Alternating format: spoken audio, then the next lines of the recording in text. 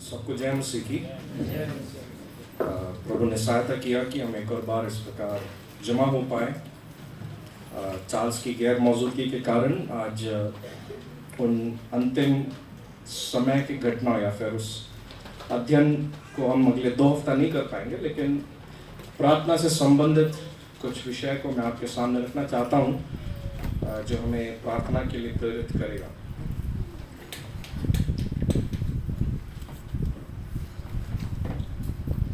मसीह जीवन का सबसे मुख्य भाग होकर देखा जाता है प्रार्थना, और हम अच्छे से समझते हैं उस भाग को।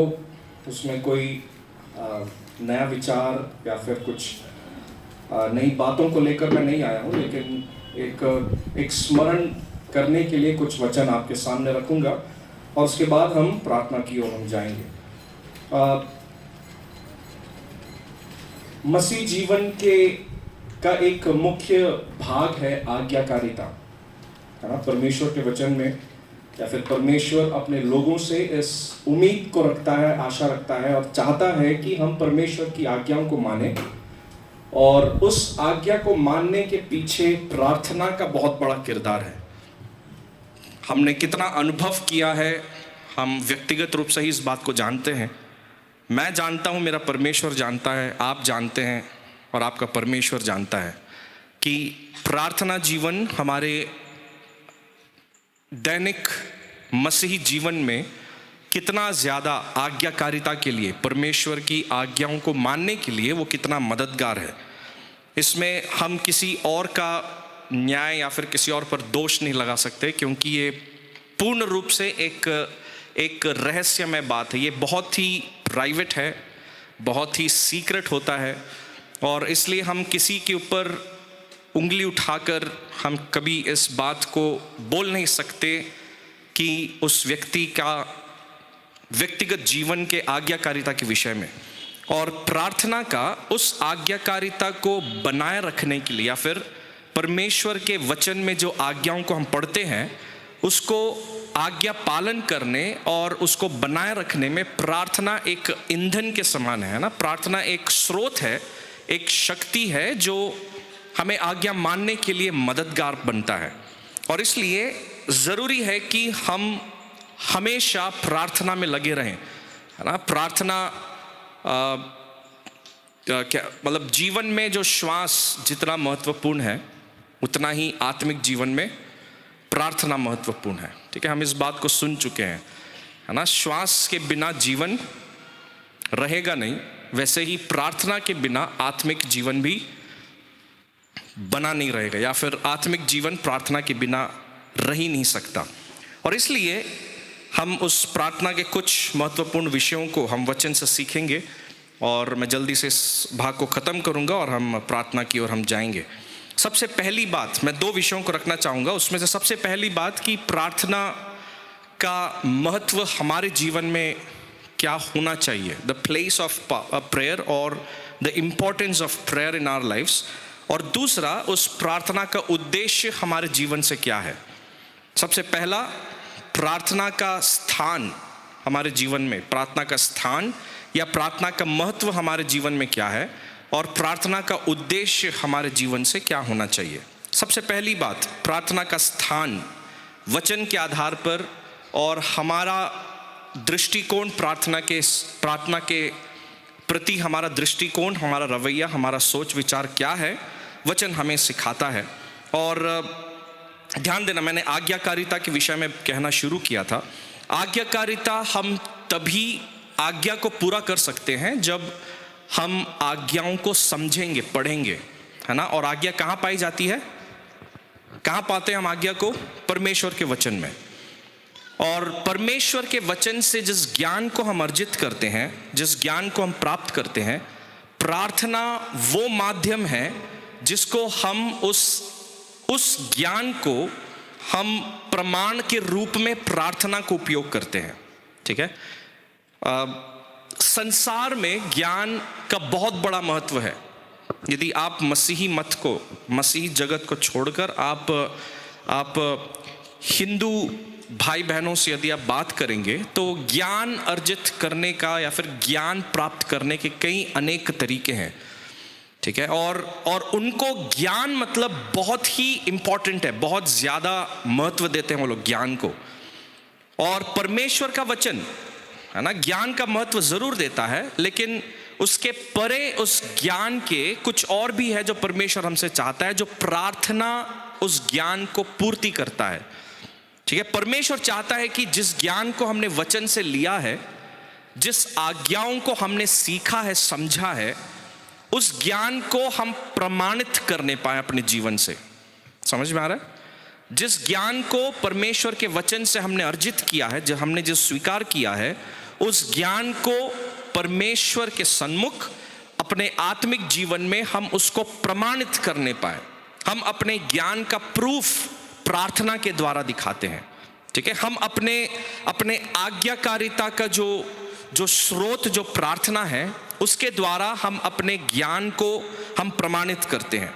और इसलिए प्रार्थना का महत्व इतना है कि परमेश्वर अपने वचन में जब प्रेयर के बारे में कहा है, तो उसने यूं ही किसी के सामने करने लायक सेवा के विषय में उसने होकर प्रस्तुत नहीं किया।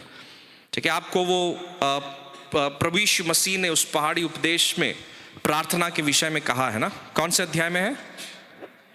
मत्ती उसका 6वां अध्याय। ठीक है, वहाँ पर प्रार्थना के उस रीति को प्रभु यीशु मसीह ने समझाया है, लेकिन उसके पिछले भाग जहाँ पर उस प्रार्थना के विषय में कहने को शुरू करता है यीशु मसीह, उस भाग को केवल पढ़ेंगे। उसका 6वां अध्याय, उसका 5वें आयत से लेकर 8वें आयत तक हम पढ़ेंगे।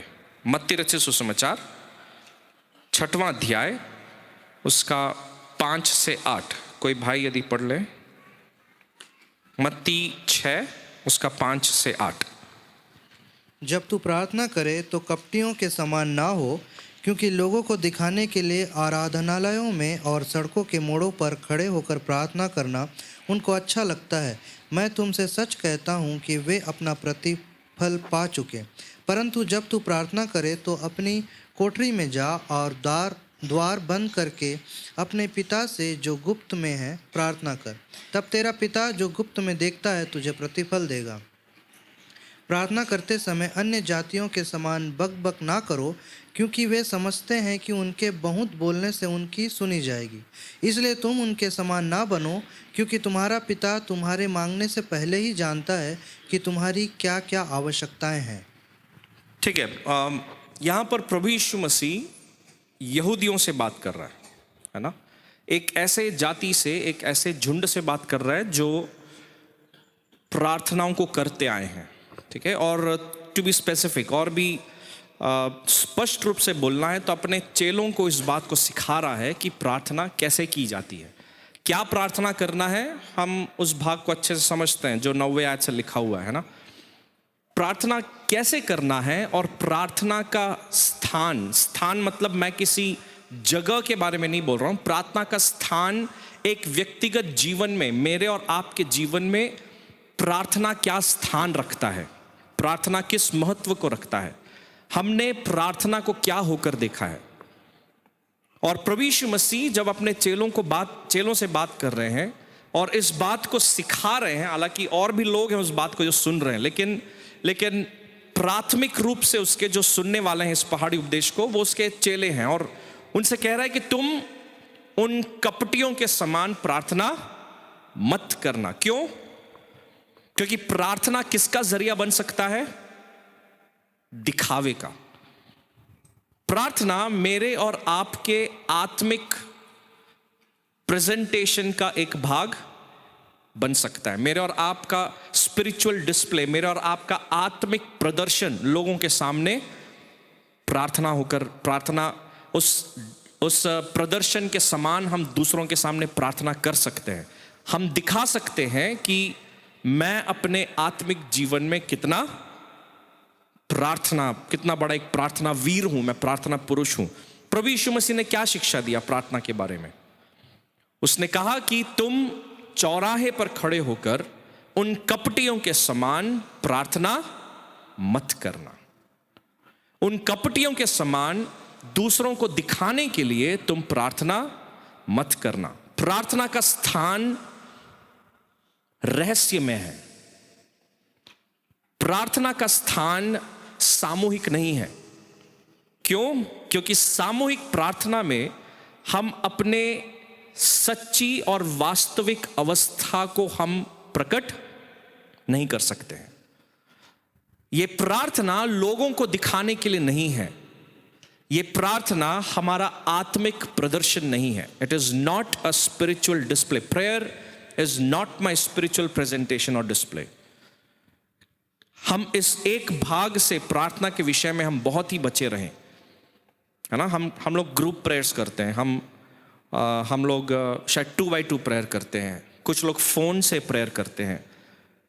लेकिन प्रभु यीशु मसीह उन सब प्रार्थनाओं के पीछे एक बहुत ही महत्वपूर्ण प्रार्थना के विषय में इस भाग में लिखा है। ठीक है, ग्रुप प्रेयर के खिलाफ वचन नहीं है, 2x2 के प्रेयर के खिलाफ वचन नहीं कहता। वचन ये नहीं कहता है कि तुम ऑनलाइन प्रेयर या फिर फोन से प्रेयर तुम मत करो। वचन ये सिखाता है कि उस प्रार्थना के पीछे एक बहुत बड़ी और महत्वपूर्ण प्रार्थना है। क्या है वो? क्या है वो? रहस्यमय प्रार्थना। एक ऐसा स्थान मेरे और आपके जीवन में जहां पर मैं किसी को दिखावा नहीं कर रहा हूं, जहां पर लोग मेरे आंख बंद करके हालेलुया कहने को लोग नहीं देखते हैं। लोग इस बात को नहीं देख रहे हैं कि मैं कितना आत्मिक हूं वहां पर। रहस्य में प्रार्थना में सिर्फ एक जन है जो मेरे प्रार्थना को देखता है। कौन है वो? परमेश्वर। वचन 7 क्या कहता है? वचन 6 कहता है कि जब तुम प्रार्थना करते हो तो कहां जाओ? तुम एक कमरे में जाओ, और वो कमरा का दरवाजा कैसे रहे? खुला रहे, ताकि सब लोग आपको प्रार्थना करते हुए देख नहीं पाए, है ना। कमरे का दरवाजा कैसा हो? बंद हो। जिसके घर में कमरा नहीं है वो क्या करेगा? मेरे घर में दरवाजा ही नहीं है, कमरा है, क्या करेगा वो व्यक्ति? पर्दे से भी दिखता है, पर्दे के पीछे क्या है दिख जाता है। क्या करेगा वो इंसान?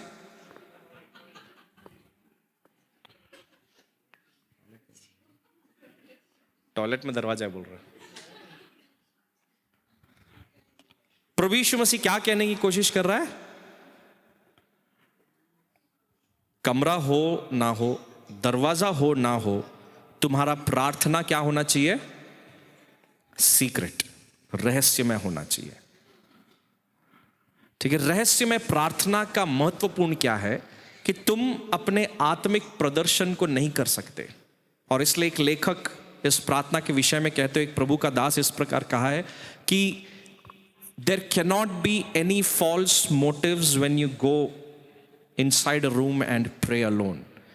आप जब एकांत में प्रार्थना करते हैं, उस प्रार्थना में कभी कोई गलत मकसद नहीं हो सकता। विश्वास करते हैं आप लोग? एकांत की प्रार्थना में कभी भी कोई गलत मकसद नहीं हो सकता। मैं एकांत के प्रार्थना में दिखावा नहीं कर सकता, हो ही नहीं सकता मेरे से। या तो आप एकांत की प्रार्थना करेंगे या तो आप एकांत की प्रार्थना नहीं करेंगे।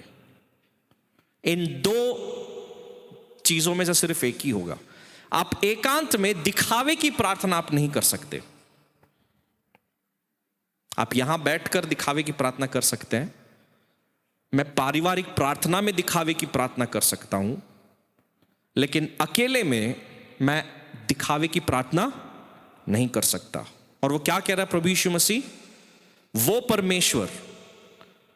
परमेश्वर जो तुम्हें सीक्रेटली देख रहा है, वो परमेश्वर जो तुम्हें रहस्य में देखता है, वो क्या करेगा? वो क्या करेगा? तुम्हें उस प्रार्थना का प्रतिफल देगा। यदि हम चौराहे पर खड़े होकर प्रार्थना कर रहे हैं और यदि हम ये चाह रहे हैं कि लोग मेरी आत्मिकता को देखें, तो वचन उसके विषय में कहता है कि उनको उनका परिणाम मिल चुका। क्या है उनका परिणाम? जो वो लोग चाहते थे, क्या है वो? कि लोग मुझे देखे। उनको जो चाहिए था उनको मिल गया, प्रभु उनको वो प्रदान कर दिया। लेकिन वो परमेश्वर जो रहस्य में उनको देखता है, जो रहस्य में प्रार्थना कर रहा है, परमेश्वर उनके लिए प्रतिफल रखा है। प्रार्थना का स्थान मेरे और आपके जीवन में महत्वपूर्ण है। प्रार्थना का महत्व हम किस प्रकार और कितना देते हैं ये मायने रखता है। और इसलिए प्रभु यीशु मसीह ने कहा है कि हम जब प्रार्थना करते हैं तो हम रहस्य में प्रार्थना करें। और ये रहस्य में प्रार्थना करना, एकांत में प्रार्थना करना कितना आसान है। जो एकांत में प्रार्थना करते हैं और जो नहीं करते हैं, कितना है ये आसान ये काम। ठीक है, तुलना करके देखते हैं। अब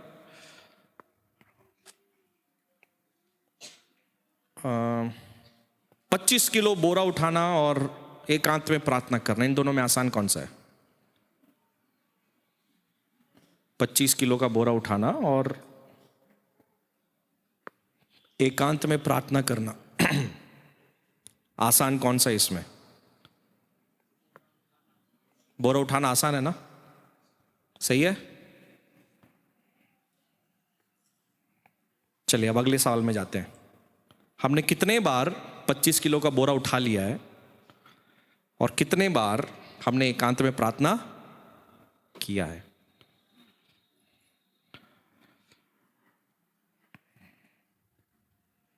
समझ रहे हैं बात को?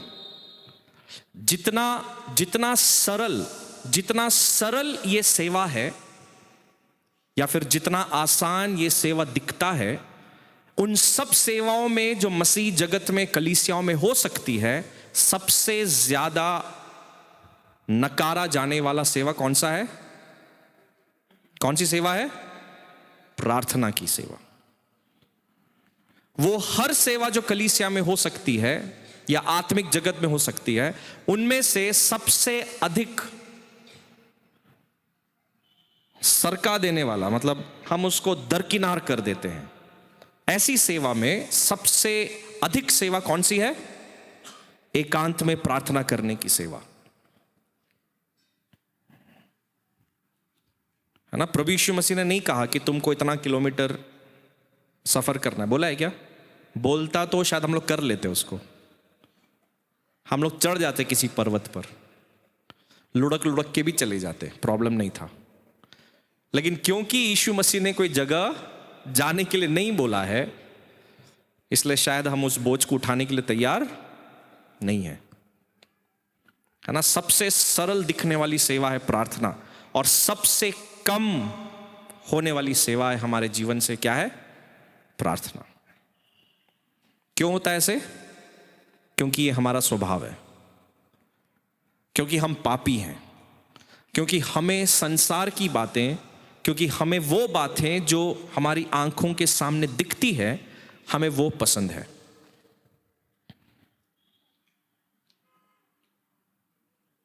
हम लोग कमजोर लोग हैं। हम प्रार्थना करना जानते नहीं हैं। हम इस विषय में बहुत अच्छे से जानते हैं। हम प्रार्थना करना नहीं जानते। हमको कई परिस्थितियां हमारे सामने आती है जब हमको डाउट लगता है या फिर हम कंफ्यूज हो जाते हैं, हम असमंजस में पड़ जाते हैं और हम ये पूछते हैं कि हम प्रार्थना क्या करें, मैं क्या करूं। लेकिन ऐसी परिस्थितियों में भी जब हमें प्रार्थना करने का मन नहीं लगता, जब हम प्रार्थना करने की स्थिति में हम नहीं रहते, हमें नहीं मालूम क्या प्रार्थना करना है, आपको मालूम है हमारे पास एक सहायक है। प्रार्थना का महत्व इतना है कि परमेश्वर स्वयं कहता है कि तुम अपने पापी स्वभाव में नहीं समझ सकते कि तुमको क्या प्रार्थना करना है।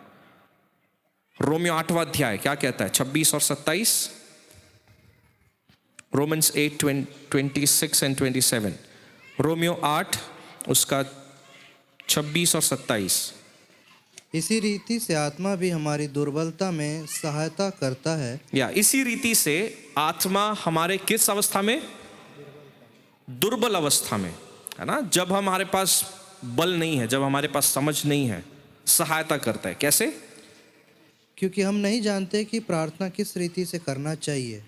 परंतु आत्मा आप ही ऐसी आहें भर भर कर जो बयान से बाहर है हमारे लिए विनती करता है। और मनों का जांचने वाला जानता है कि आत्मा की मनसा क्या है, या क्योंकि वह पवित्र लोगों के लिए परमेश्वर की इच्छा के अनुसार विनती करता है। या परमेश्वर की इच्छा के अनुसार आत्मा हमारे लिए परमेश्वर पिता के सामने क्या करता है? विनती करता है। तो ये चित्र कुछ इस प्रकार है कि मैं वचन की अज्ञानता में प्रार्थना करता हूं, मैं उस इच्छा को जाहिर करता हूं, उन बातों को मैं मांग रहा हूं परमेश्वर से जो परमेश्वर के इच्छा के विरुद्ध है। पवित्र आत्मा क्या करता है? पवित्र आत्मा मेरे उस प्रार्थना को लेता है और मेरे सारी त्रुटियों को उस प्रार्थना में सुधारता है। हमारे शब्दों में यदि समझना है तो सारे त्रुटियों को जो मेरी प्रार्थना में है उसको क्या करेगा? वो सुधारेगा और वो उस प्रार्थना को लेकर जाएगा पिता परमेश्वर के सामने और उसको पिता के इच्छा के अनुरूप उस प्रार्थना को पिता के सामने प्रस्तुत करेगा। तो वापस जवाब कौन सा आएगा? वापस जवाब कौन सा आएगा? इधर जो दो चीज से यहां हम समझ सकते हैं, एक आपका जो स्वार्थ इच्छा या फिर आपका जो वो इच्छा जो परमेश्वर के अनुरूप नहीं है, वो परमेश्वर के पास पहुंचा क्या? पहुंचा क्या? हाँ या नहीं? नहीं। क्यों? क्योंकि पवित्र आत्मा उस विषय को बदल देता है। किसके अनुरूप बदल देता है? परमेश्वर की इच्छा के अनुरूप। ठीक है, तो पहली बात, मेरी इच्छा, मेरा जो स्वार्थ इच्छाएं हैं या फिर जो वो इच्छाएं जो परमेश्वर के इच्छा के विरुद्ध है, वो कभी भी स्वर्ग में प्रवेश नहीं करेगी। दूसरा, मेरे को जवाब कौन से प्रार्थना का मिलेगा? मेरे को जवाब कौन से प्रार्थना का मिलेगा? वो प्रार्थना का जो मैंने स्वार्थ में होकर की है या फिर वो प्रार्थना का जो पवित्र आत्मा ने परमेश्वर के सामने उसके इच्छा के अनुरूप उसने प्रस्तुत किया है? कौन सी प्रार्थना का जवाब मिलेगा? जो पवित्र आत्मा ने परमेश्वर के सामने प्रस्तुत किया है। तो प्रार्थना का महत्व परमेश्वर ने अपने वचन में यह रखा है कि हम उस प्रार्थना में हम कदापि और कभी भी हम अपनी इच्छाओं को उस पर मिक्स करने की कोशिश हम ना करें। वचन कहता जरूर है कि तुम प्रार्थना कर सकते हो, लेकिन वचन यह भी सिखाता है कि अपनी इच्छाओं को प्रार्थना करने नहीं बोल रहा है परमेश्वर। जब आप यूहन्ना की पत्री को पढ़ेंगे, पहला यूहन्ना मेरे ख्याल से उसके 5वें अध्याय में वो कहता है कि यदि परमेश्वर उस प्रार्थना को सुनता है, इसका मतलब यह है कि आपने परमेश्वर के इच्छा के अनुरूप आपने प्रार्थना किया है। तो उसका दूसरा मतलब यह निकलता है कि यदि आप परमेश्वर की इच्छा के अनुरूप प्रार्थना नहीं करते हैं तो वो प्रार्थना को परमेश्वर अनसुनी करता है। तो प्रार्थना इतना महत्वपूर्ण है। परमेश्वर वहां पर मेरे सारे बड़बड़ाने को सुनने के लिए नहीं बैठा है। मत्ती 6 में क्या कहा यीशु मसीह ने? उन लोगों के समान नहीं जो लोग क्या करते हैं? बुड़बुड़ाते हैं, जिनको लगता है कि बहुत से शब्दों के होने के कारण परमेश्वर मेरी प्रार्थनाओं को सुन लेगा। नहीं, यदि हम ऐसा सोचने वाले हैं तो वचन आज ये सिखाता है कि बुड़बुड़ाने से, बहुत सारे शब्दों के उपयोग से, सुंदर सुंदर शब्दों को संजो कर हम जो प्रार्थना करते हैं, परमेश्वर उन प्रार्थनाओं को नहीं सुनता। परमेश्वर कौन सी प्रार्थना को सुनता है? जो परमेश्वर के इच्छा के अनुरूप है। दूसरा यह है प्रार्थना का स्थान जो वचन में परमेश्वर देता है। एक प्रभु के दास ने इस प्रकार कहा है कि उसके एकांत के प्रार्थना के विषय में वो बता रहे हैं कि वो दास जो है, वो जब बहुत ज़्यादा बिजी नहीं रहता था तो 1 घंटा प्रार्थना करता था हर दिन, है ना? कब? जब दिन बहुत ज़्यादा व्यस्त नहीं है, बिजी नहीं है। लेकिन जब बहुत ज्यादा व्यस्त रहता था तो वो 2 घंटा प्रार्थना करता था। हम लोग जब व्यस्त नहीं है तो 1 घंटा करता था, और जब व्यस्त है, पता लगता है कि आज बहुत काम है, तो 2 घंटा। हम लोग व्यस्त नहीं है तो 5 मिनट, व्यस्त है तो व्यस्त है तो व्यस्त है तो नहीं करते। हाँ, बहुत बढ़िया। व्यस्त है तो नहीं करते।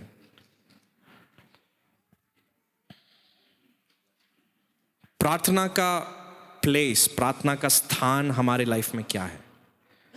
मैं ग्रुप प्रेयर्स की बात नहीं कर रहा हूं, मैं 2x2 की बात नहीं कर रहा हूं।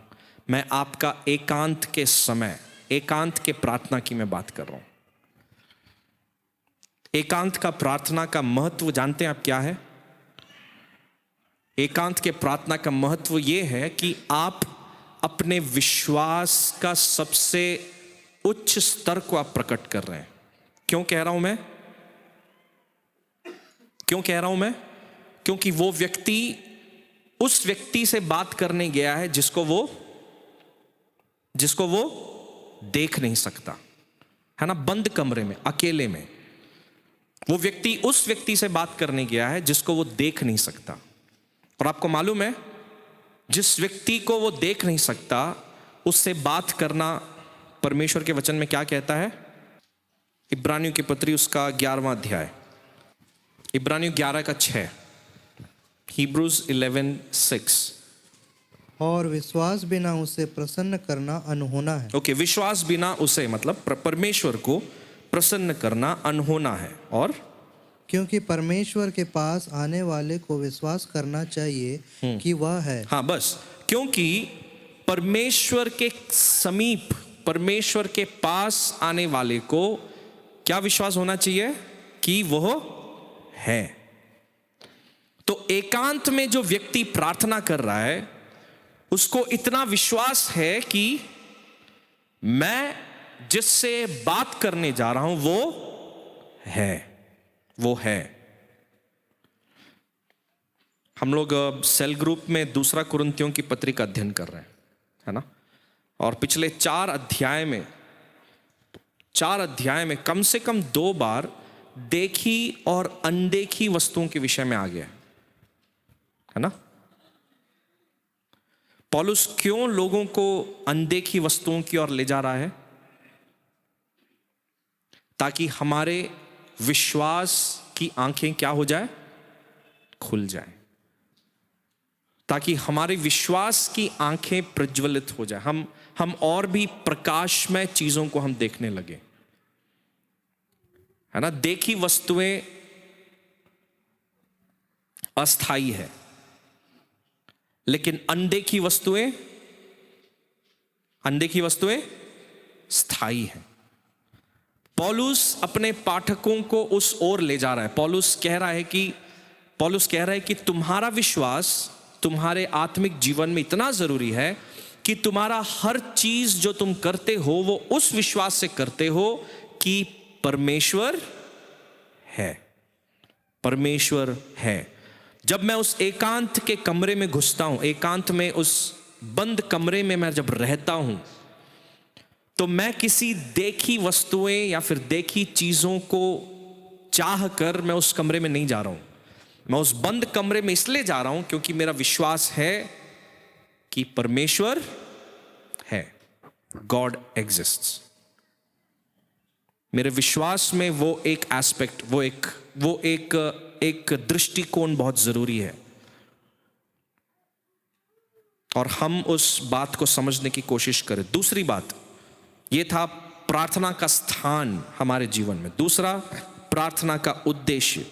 प्रार्थना के उद्देश्य में परमेश्वर सर्वाधिकारिक है ना? ये हम सब जानते हैं। परमेश्वर सब अधिकार को रखता है। परमेश्वर है जो पूरे संसार भर की बातों को नियंत्रित करता है। परमेश्वर के अनुमति के बिना कोई बात नहीं होती, और परमेश्वर ही है जो सब चीजों को, सब बातों को परमेश्वर अपने अधिकार के अधीन ही चलाता है। अगर यदि वैसा है तो मुझे प्रार्थना करने की ज़रूरत क्या है? बहुत पेचीदा सवाल है। मैं उसके उस कॉम्प्लिकेशन में या फिर मैं उसके कठिनाई में मैं घुसना नहीं चाहता हूँ। मैं उसके ऊपरी भाग को बताकर मैं इस विषय को मैं समाप्त करूँगा। सब बातों को परमेश्वर संभालता है, सब बातों को नियुक्त परमेश्वर करता है, सब बातों को ठहराता परमेश्वर है, लेकिन फिर भी मैं प्रार्थना क्यों करूं? फिर भी मैं प्रार्थना क्यों करूं? ये प्रार्थना का उद्देश्य क्या है? ये प्रार्थना का उद्देश्य क्या है? प्रार्थना का उद्देश्य या फिर प्रार्थना का उद्देश्य यह है कि ताकि मुझे और आपको या फिर उन लोगों को जो प्रार्थना करते हैं पूरा पूरा फायदा उनको मिलने पाए। ठीक है? प्रार्थना का फायदा या फिर परमेश्वर ने जब इसको आज्ञा के रूप में हमें दिया है और एक प्रावधान के रूप में भी हमें दिया है। ठीक है? प्रार्थना एक आज्ञा भी है और प्रार्थना एक प्रावधान भी है। ठीक है? It's a command and it's a privilege as well. ठीक है? तो परमेश्वर ने जब प्रार्थना का प्रावधान और आज्ञा होकर हमें दिया है तो परमेश्वर को कोई फायदा हो रहा है क्या? परमेश्वर अपने फायदे के लिए प्रार्थना का प्रावधान रखा है? नहीं।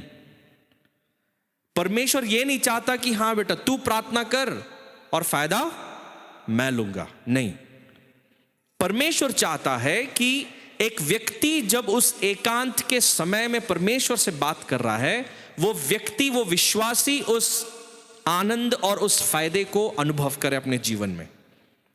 तो इसका जो प्रार्थना का जो उद्देश्य है वो ये है कि हर विश्वासी जो प्रार्थना कर रहा है उसके फायदे को वो विश्वासी क्या करे? अनुभव करे। और इसलिए वचन में आज्ञा होकर परमेश्वर इस प्रार्थना के विषय में कहा है। याकूब की पत्री, हम जानते हैं उस भाग को, है ना? याकूब की पत्री 4 अध्याय और उसका 2 वचन, वहां पर प्रार्थना करने वालों के विषय में लिखा है। 4:2, याकूब 4:2। तुम लालसा रखते हो और तुम्हें मिलता नहीं, इसलिए तुम हत्या करते हो। तुम डाह करते हो और कुछ प्राप्त नहीं कर पाते, तो तुम झगड़ते और लड़ते हो। तुम्हें इसलिए नहीं मिलता कि मांगते नहीं। या तुम्हें क्यों नहीं मिलता? क्योंकि तुम मांगते नहीं हो। तो एक इनविटेशन है आप सबों के पास एक निमंत्रण परमेश्वर दे रहा है। परमेश्वर ये कह रहा है कि तुम क्या करो? तुम मांगो। परमेश्वर कहता है कि तुम प्रार्थना करो, तुम मुझसे आके अपनी जरूरतों को रखो, तुम मेरे पास आके तुम अपने विषयों को मेरे सन्मुख रखो। क्यों कह रहा है परमेश्वर? क्योंकि उससे फायदा किसको होने वाला है? जो विषय को परमेश्वर के सामने रख रहा है। ठीक है? अब प्रार्थना सिर्फ फायदा मिलने के लिए किया जाता है ना? हम में से अक्सर इस प्रकार प्रार्थना को देखते हैं। हमारी प्रार्थना जीवन क्यों खाई में गिर जाती है? हमारा प्रार्थना जीवन क्यों खाई में गिर जाती है? जिस दिन प्रार्थना से हमारा फायदा बंद हो गया उस दिन हमारा प्रार्थना भी बंद हो जाता है। अरे ब्रदर, मेरी प्रार्थना परमेश्वर नहीं सुन रहा है, मेरे प्रार्थना का जवाब प्रभु नहीं दे रहा है। हम क्या ढूंढ रहे हैं? हम क्या ढूंढ रहे हैं प्रार्थना में? क्या ढूंढ रहे हैं हम प्रार्थना में? फायदा। कहां नहीं ढूंढते हम फायदा? कहां नहीं ढूंढते हम फायदा? ऐसा कोई जगह जहां पर फायदा नहीं ढूंढते? नहीं ना। हम लोग ऐसे ही लोग हैं। हमने आत्मिकता में भी क्या ढूंढ रहे हैं? हम फायदा ढूंढ रहे हैं। प्रार्थना करने से मुझे क्या मिलेगा? आप दूसरे भागों को भी पढ़ेंगे, किसी भी भाग में प्रार्थना को फायदा या घाटा होकर परमेश्वर का वचन प्रस्तुत नहीं किया। थिस्सलुनीकियों की पहली पत्री 4 अध्याय 5वें अध्याय में पौलुस ने कहा ना सबको, बहुत छोटा सा आयत है प्रार्थना के विषय में, प्रे विदाउट सीजिंग, है ना? प्रार्थना में लगे रहो, निरंतर प्रार्थना में लगे रहो। पहला थिस्सलुनीकियों कहता है ना वचन, ठीक है। उस प्रार्थना में, निरंतर प्रार्थना में लगे रहो के साथ क्या फायदा है भाई मेरे लिए? क्या फायदा है मेरे लिए? जब वचन आज्ञा देता है मेरे लिए तो क्या फायदा है? कोई फायदा नजर आ रहा है? या फिर जब कुरिन्थियों की पत्री में ही है ना, जब दो जन एक मन होकर जब प्रार्थना करेंगे तो क्या होगा? है मैं तुम्हारी प्रार्थना के, तुम जो मांगोगे तुम्हें मिल जाएगा, है ना।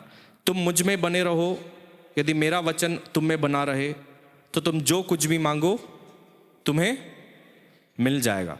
एक बात मैं यहां पर सावधानी से बताना चाहता हूं। मिल जाने की जो बात है वो प्रार्थना करने वालों के लिए वो हमेशा लगा रहता है, ठीक है।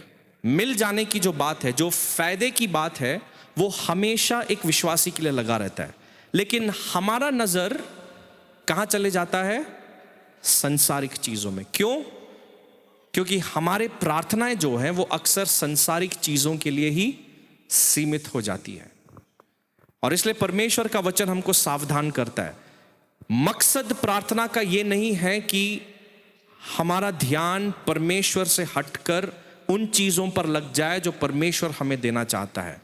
प्रार्थना का मकसद ये है कि हमारा धन और हमारा ध्यान जो है वो परमेश्वर स्वयं हमारे लिए ठहरे। आपको संदेश याद है जब बांटा गया, जब मेरे ख्याल से जॉय ही बांट रहा था ना, हर गोत्र को परमेश्वर ने क्या किया? पुराने नियम में जगह दिया, है ना। हर गोत्र को परमेश्वर ने जगह दिया, एक गोत्र को छोड़कर। कौन सा गोत्र था? कौन सा गोत्र था? लेवी गोत्र। और परमेश्वर क्या कहता है वहां पर? परमेश्वर कहता है कि I will be your portion, मैं स्वयं तुम्हारा भाग ठहरूंगा। प्रार्थना क्या करता है? प्रार्थना शायद मुझे बहुत सारे फायदे को दे, लेकिन सबसे बड़ा फायदा जो अकेले में प्रार्थना करने वाले को होता है, किसको पा लिया है उसने? स्वयं परमेश्वर को, स्वयं परमेश्वर को। और परमेश्वर की इच्छा प्रार्थना से यही है, आपको आशीषें मिलेगी, कोई दो मत नहीं है उसमें। आपको परमेश्वर निश्चित रूप से आपको सुरक्षित रहेगा, शायद उसमें भी शायद दो मत ना हो। लेकिन ऐसी चीजों के पीछे ही केवल भागने से हमारा प्रार्थना जीवन अफेक्ट होगा। और जब हमारा प्रार्थना जीवन असरदार नहीं रहेगा, हमारा भाग परमेश्वर कभी नहीं ठहर पाएगा। हम परमेश्वर को कभी भी ढूंढ और खोज नहीं पाएंगे।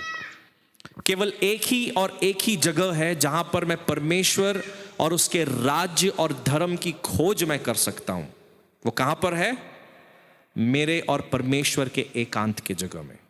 और परमेश्वर सहायता और मदद करे। देखिए परमेश्वर कैसे अपने लोगों को अपनी तरफ आकर्षित करता है। और आकर्षित करने में देखिए, प्रार्थना भी हर किसी सेवा के समान, प्रार्थना भी मेहनत का काम है। हर किसी सेवा के समान प्रार्थना भी मेहनत का काम है। आपको अपने सारे आलसपन, आपको अपने सारे निर्बलता को हटाकर, थकावट को हटाकर, आपको वो एक एक्स्ट्रा कदम, एक अतिरिक्त ताकत आपको लेना पड़ेगा ताकि आप बैठकर प्रार्थना में आप समय बिता पाएं। आसान नहीं है। आपको सरल दिखेगा, लेकिन प्रार्थना करना आसान नहीं है। परमेश्वर हम सबों को मदद और सहायता करें कि ये प्रार्थना का स्थान जो वचन हमें सिखाता है और ये प्रार्थना का उद्देश्य जो वचन हमें सिखाता है, इन दो चीज का महत्व हम समझने पाएं और उस एकांत का प्रार्थना, बंद कमरे का प्रार्थना के अनुभव को हम रखें। और तभी आप एक सवाल मैं पूछ के समाप्त करूंगा। कई बार हम जब समूह में आते हैं प्रार्थना के लिए, ग्रुप प्रेयर में आते हैं, कई बार हमको मन लगता है और कई बार हमको मन नहीं लगता है। हुआ है, अनुभव हुआ है? ठीक है, उन सब बार जब आपको मन नहीं लगा है, आपको जानते हैं आप कारण क्या है उसका? जानते हैं उसका कारण क्या है? सभा में आने का मन नहीं है, आत्मिक सेवकाई में मन नहीं है, बाइबल अध्ययन, बाइबल पढ़ने का मन नहीं है। जानते हैं कारण क्या है? क्योंकि आपका जो एकांत का समय है, जो एकांत का समय है वो बिल्कुल बंद पड़ा हुआ है। आप एकांत की प्रार्थना नहीं कर रहे। और हम सबों को, मैं अपने आप को भी जोड़ रहा हूं उसमें, हम सबों को मैं उस चुनौती को मैं देना चाहता हूं कि परमेश्वर के साथ के उस एकांत के प्रार्थना को हम शुरू करें या शुरू रखें, ताकि परमेश्वर हमारे मन में उस ज्वलन को दे, उस आग को दे, ताकि हम परमेश्वर की सेवा को हम करने पाए, ताकि हम परमेश्वर के करीब जाने पाए, परमेश्वर के लिए इस युग में हम उसके नाम में कुछ करने पाए। और देखिए आपके द्वारा परमेश्वर कैसी सेवाओं को जहां पर आप रहते हैं उस स्थान में परमेश्वर कैसे करता है। परमेश्वर के महान नाम की स्तुति हो।